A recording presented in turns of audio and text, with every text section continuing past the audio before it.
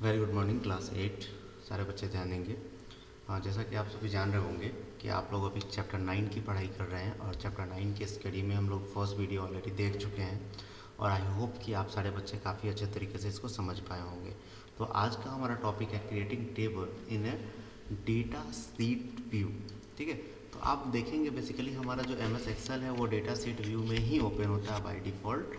ठीक है, by default हमारा Excel Access data sheet view में ही ओपन होता है। ठीक है, तो इसमें हम लोग टेबल कैसे क्रिएट करते हैं इसके बारे में जानेंगे। तो जैसे ही हमारा एम एस एक्सेल एक्सेस खुलेगा तो कुछ इस तरह का विंडो आपके आगे दिखेगा, जो कि आपके आगे मैंने अभी राउंड की तरफ घेरा है। ठीक है, तो कुछ इस तरह का हमारा विंडो दिखेगा जिसमें आईडी दिखेगा और क्लिक टू ऐड दिखेगा। तो क्लिक टू ऐड वाले पे जैसे ही हम लोग क्लिक करेंगे उसके आगे के प्रोसेस को हम लोग स्टेप बाय स्टेप समझते हैं और ये चीज़ को आप लोग लिखते चलेंगे। ठीक है, यहाँ ध्यान देंगे कि आईडी हमारा ऑलरेडी बना हुआ था, तो आईडी वाले पे हम लोग double click on ID field to rename it.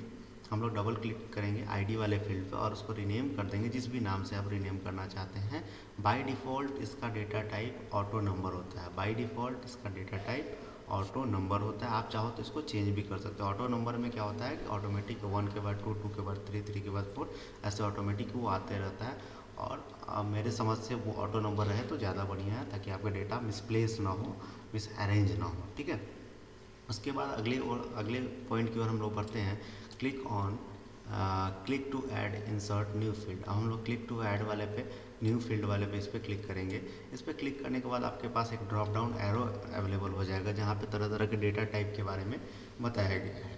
ठीक है, सेलेक्ट रिक्वायर्ड डेटा टाइप। अगर आप शॉर्ट टेक्स्ट डालना चाहते हैं शॉर्ट टेक्स्ट डाल सकते हैं, नंबर डालना चाहते हैं तो नंबर डेटा टाइप सेलेक्ट कर लेंगे, करेंसी चाहते हैं तो करेंसी, डेट एंड टाइप। इन सभी चीज़ों के बारे में आपको मैंने पिछले क्लास में बता ही दिया है कि डेटा टाइप क्या होता है। अगर जो बच्चे इस वीडियो को नहीं देख पाए हैं लास्ट क्लास वाले, एक बार यूट्यूब पे जाके ज़रूर देख लेंगे।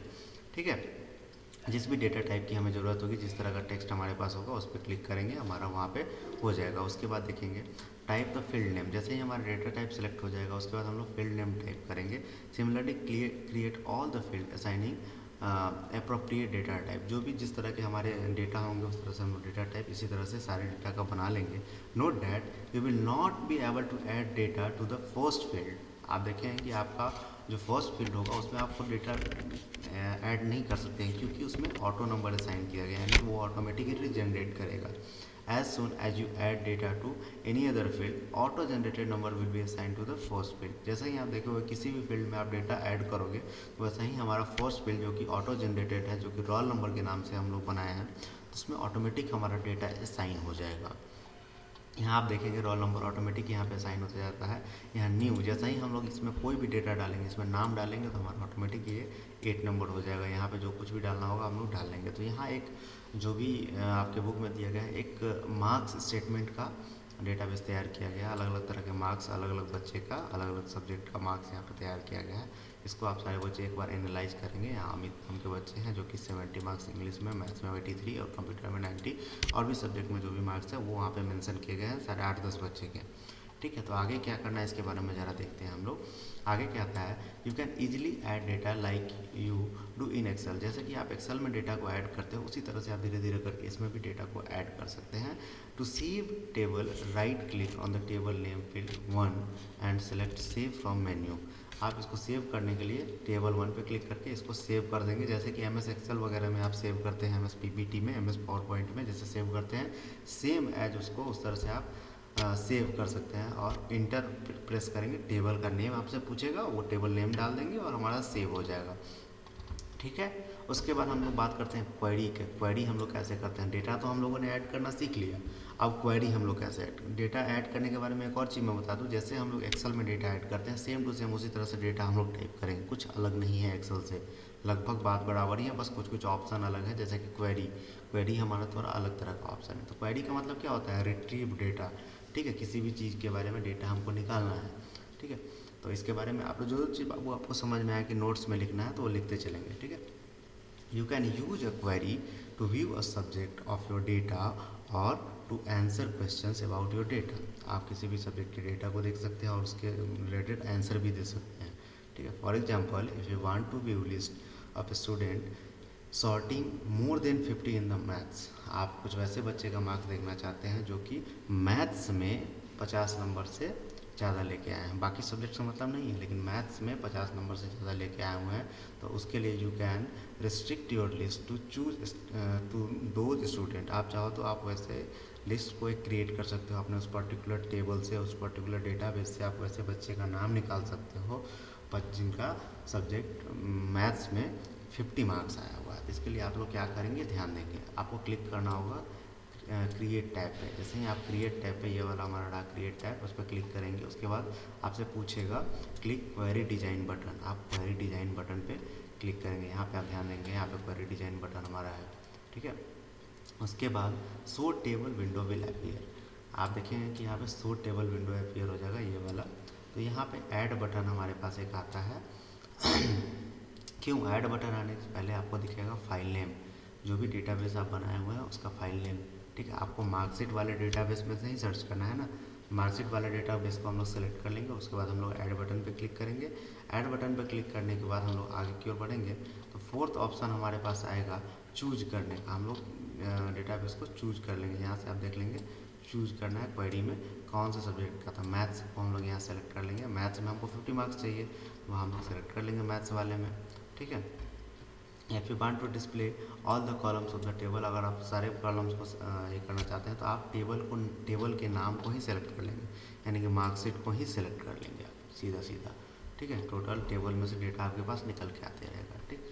6 पॉइंट आपका कहता है, मैं जिसको टिक कर रहा हूँ लिख लेंगे बाबू, जरूर स्टेप है, इसको याद रखना और लिखना जरूरी है।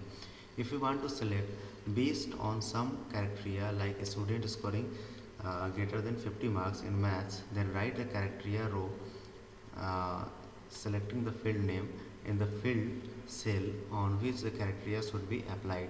आप उस कोई criteria के थ्रू जैसे निकालना चाहते, जैसे कि मैंने पहले क्वेश्चन में बताया था कि वैसे स्टूडेंट का नाम निकालना है जिनका मैथ्स में 50 से ऊपर मार्क्स आया हुआ है।